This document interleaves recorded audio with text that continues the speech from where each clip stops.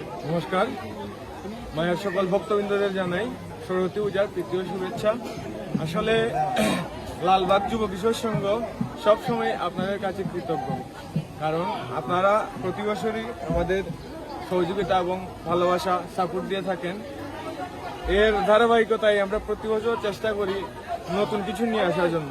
এবং আমরা গত বছর বাংলাদেশের মধ্যে প্রথমবার 21 ফুট উচ্চতা বিশিষ্ট ধানের প্রতিমা করেছিলাম।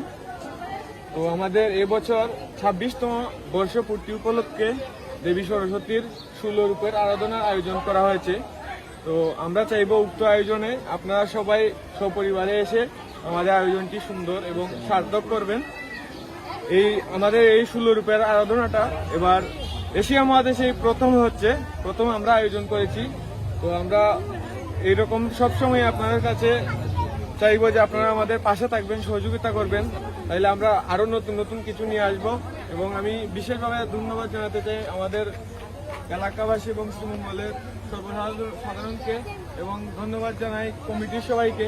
কমিটির সকল সদস্যের অক্লান্ত পরিশ্রমে আসলে এই আয়োজনটি এত সুন্দর হয়ে উঠেছে। এবং ধন্যবাদ জানাই আমাদের প্রবাসী সদস্য যারা আছে, তারা আমাদের পাশে না থেকেও দূর থেকে অনেক সাপোর্ট দিতেছে, যার জন্য আমরা এত সুন্দর আয়োজন করতেছি। তো পরিশেষে একটা কথাই বলতে চাই, আপনারা সবসময় আমাদের পাশে থাকবেন। আমরাও চাইবো এরকম নতুন নতুন কিছু নিয়ে আসার জন্য প্রতি বছরই। নমস্কার। সবাইকে লালবাগ যুব কিশোর সংঘের পক্ষ থেকে সরস্বতী পূজার প্রীতি ও শুভেচ্ছা।